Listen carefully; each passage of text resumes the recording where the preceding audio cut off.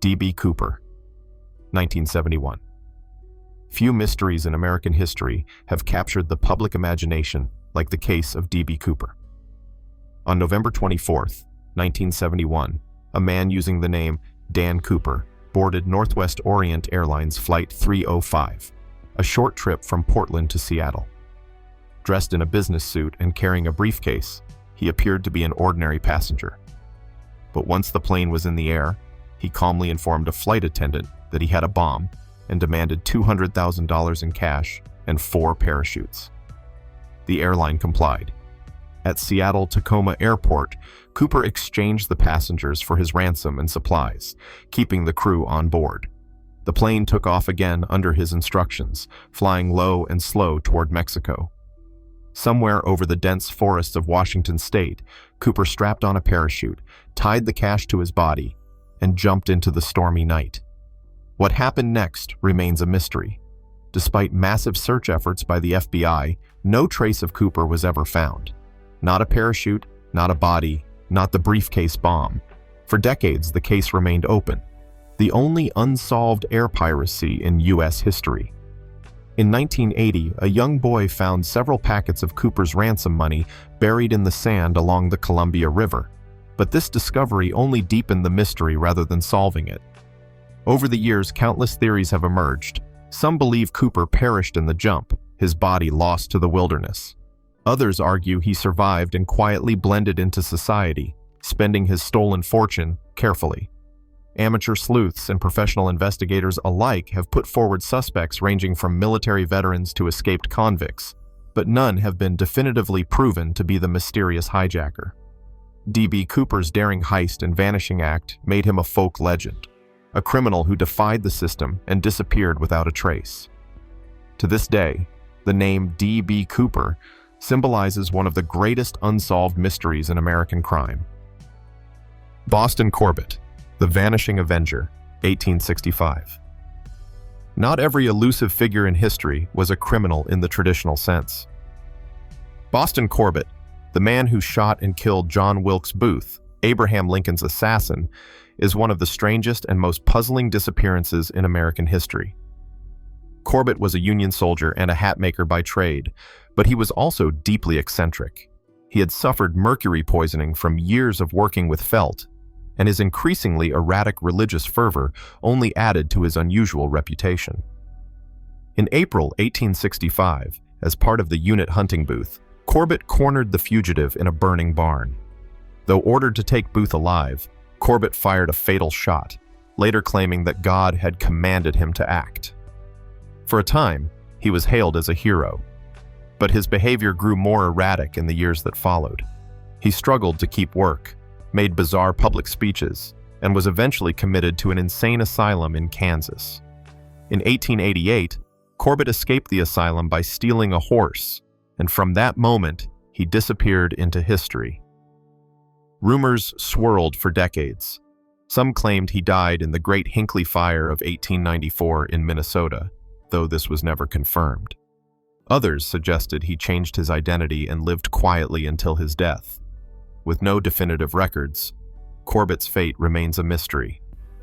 What makes his story so compelling is the irony. The man who killed one of the most infamous criminals in American history became something of a fugitive himself. Unlike D.B. Cooper or other shadowy criminals, Corbett wasn't running from the law but from his own demons. His disappearance adds an eerie chapter to the aftermath of Lincoln's assassination, a reminder that history's mysteries sometimes come from the most unlikely figures. Frank Morris and the Anglin brothers, the Alcatraz escape, 1962. Alcatraz, the infamous prison on an island in San Francisco Bay, was designed to be inescapable. Surrounded by icy waters and strong currents, it housed some of America's most dangerous criminals. Yet in June 1962, 3 men, Frank Morris and brothers John and Clarence Anglin, pulled off one of the most daring prison breaks in history, vanishing without a trace. Morris and the Anglins were career criminals, but also resourceful. Over months, they secretly worked on their escape, using crude tools to widen air vents in their cells. They hid the holes behind painted cardboard and used noise from prison music hours to mask the sound of their chiseling. The men also constructed a raft and life vests out of more than 50 stolen raincoats, sealing them with glue and heat. On the night of June 11th, the plan came together. They left dummies made of plaster heads, real hair, and towels in their beds to fool the guards during head count. Slipping through the vents, they climbed pipes to the roof, shimmied down, and launched their homemade raft into the cold waters of the bay. By morning, their cells were empty, and the alarm sounded. The FBI launched one of the largest manhunts in history. Officially, investigators concluded the men likely drowned in the frigid currents, but no bodies were ever recovered. In the years that followed, reported sightings of the Anglin brothers trickled in from across the US and South America, keeping speculation alive. In 2013, a letter surfaced allegedly from one of the brothers claiming they survived, though it has never been verified. The Alcatraz escape remains one of America's greatest mysteries. Did Morris and the Anglins die in the bay, or did they succeed where no one else had and vanish into freedom? Without proof, the answer lingers, making their disappearance one of the most elusive escapes in criminal history. Lord Lucan, 1974. On the night of November 7, 1974, one of Britain's strangest crime mysteries unfolded, and it remains unsolved to this day. Richard John Bingham, better known as Lord Lucan, was a wealthy aristocrat with a taste for gambling and high society. But when his nanny was found brutally murdered and his estranged wife severely injured, suspicion immediately fell on Lucan. The crime occurred at Lucan's family home in London. His wife, Lady Veronica Lucan, staggered into a nearby pub, bloodied and hysterical, claiming her husband had attacked her. Inside the house, police discovered the body of the nanny, Sandra Rivet, bludgeoned to death. The evidence pointed squarely at Lucan, but by the time investigators searched for him, he had vanished. What followed was one of the most sensational manhunts in British history. Lucan's abandoned car was found near the English coast, bloodstained and containing evidence of the attack. Yet Lucan himself had disappeared without a trace. Despite exhaustive searches, he was never found. Theories about Lucan's fate multiplied. Some believed he fled abroad with the help of wealthy friends, slipping into a new life under an assumed identity. Others speculated he committed suicide, overwhelmed by scandal and shame. Sightings of him were reported as far afield as Australia, South Africa, and even Paraguay, but none were ever proven. The case gripped Britain for decades. Lucan was officially declared dead in 2016, more than 40 years after his disappearance, but his fate remains a mystery. To this day, Lord Lucan symbolizes privilege, scandal, and the enduring allure of the fugitive who slips away just when justice is closing in. His story is a reminder that wealth and status are no shield against suspicion, and that even the most prominent figures can vanish, leaving only questions behind. The Isdal Woman, 1970. In late November 1970, a hiker stumbled across a grim scene in Norway's remote Isdalen Valley. Lying among the rocks was the body of a woman, partially burned, her belongings scattered nearby. Some items had their labels deliberately removed, and others were curious disguises: wigs, multiple pairs of glasses, and cosmetics. Her identity was a mystery, and to this day, she is remembered only as the Isdal Woman. The investigation immediately revealed puzzling clues.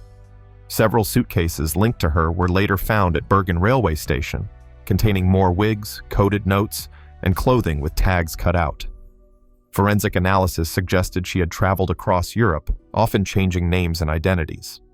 Witnesses recalled seeing her in various hotels around Norway, sometimes using different passports. In every place, she seemed secretive, even paranoid, often asking to change rooms. Her cause of death was ruled as a mix of carbon monoxide poisoning and barbiturate overdose, but the question of whether it was suicide or murder has never been resolved. The presence of up to 50 sleeping pills in her stomach suggested one possibility, yet the burns and strange circumstances pointed to foul play. Over the years, theories flourished. Some believe she was a spy during the Cold War, involved in intelligence operations that required constant travel and disguise. Others speculated she might have been part of the arms trade or linked to organized crime. The mysterious coded notes were eventually deciphered as travel records, but they only deepened the sense of intrigue. Despite modern DNA testing and renewed efforts by journalists and investigators, her identity has never been confirmed. To this day, the Isdal Woman stands as one of Europe's most enduring mysteries, a story of a nameless traveler whose life ended in fire and secrecy, leaving more questions than answers. Viktor Bout, the Merchant of Death. Viktor Bout, often called the Merchant of Death, is one of the most infamous arms dealers of the late 20th and early 21st centuries. His story is a web of shadowy deals, global conflicts, and years of evading capture that made him one of the world's most elusive criminals. Born in the Soviet Union in the 1960s, Bout allegedly began his career after the collapse of the USSR, when vast stockpiles of military equipment became available to those with the right connections.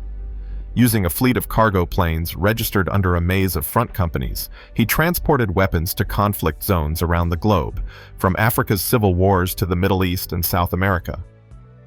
Bout's genius was his logistics. He could deliver crates of AK-47s, rocket launchers, or even helicopters to the most remote battlefields, often operating just beyond the reach of international law.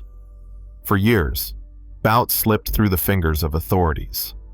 Governments, intelligence agencies, and journalists tracked his activities, but he stayed a step ahead, using shell companies and constantly shifting operations.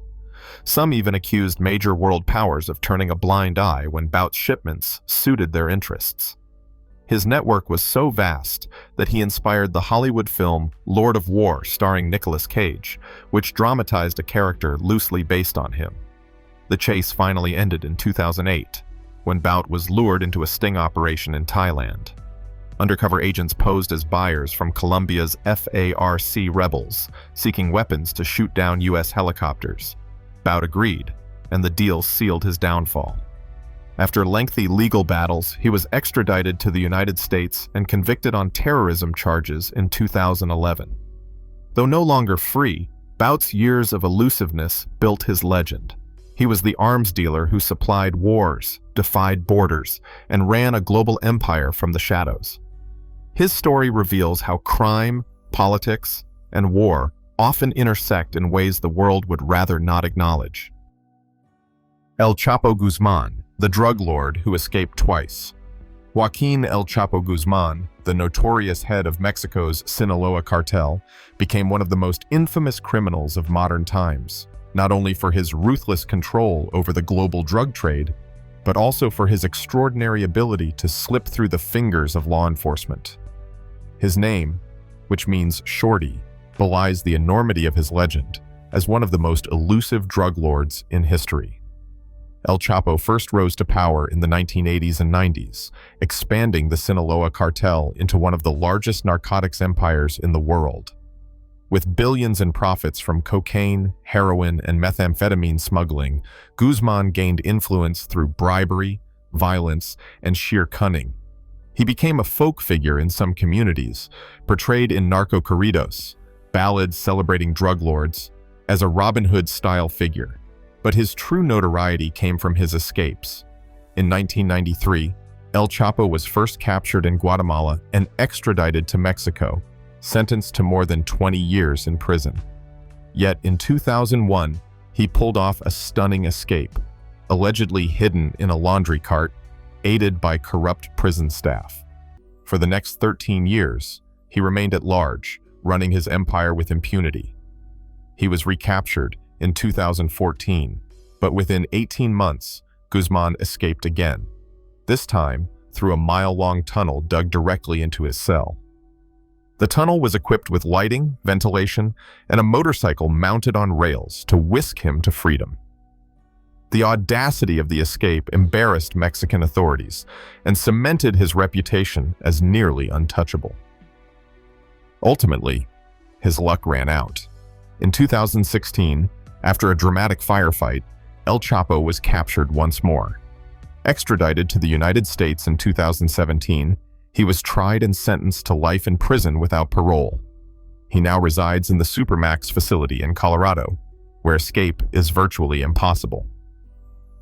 El Chapo's story is one of power, corruption, and ingenuity, but also a stark reminder of how deeply organized crime can infiltrate governments and societies. For decades, he was the man who couldn't be caught. Now he is a symbol of how even the most elusive figures eventually fall. The Zodiac Killer, 1960s to 1970s. Perhaps no criminal embodies the word elusive more than the Zodiac Killer, a shadowy figure who terrorized California in the late 1960s and early 1970s.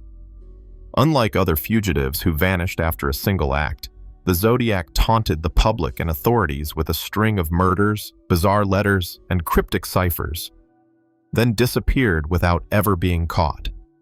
The Zodiac is believed to have killed at least 5 people, though he claimed in his letters to have murdered dozens more. His attacks were chillingly random. Young couples parked in cars, pedestrians walking at night, victims ambushed in isolated spots. What made him infamous, however, wasn't only the crimes but his desire for attention. He sent handwritten notes to newspapers, filled with mocking boasts and strange symbols. Some of these included ciphers that promised to reveal his identity, though several remain unsolved to this day. The killer's arrogance turned him into a legend. He signed his letters with a circle and cross symbol, threatened mass attacks on school buses, and demanded his writings be published or more people would die. Law enforcement agencies across California, including the FBI, launched one of the most extensive manhunts in U.S. history, but the Zodiac always stayed one step ahead.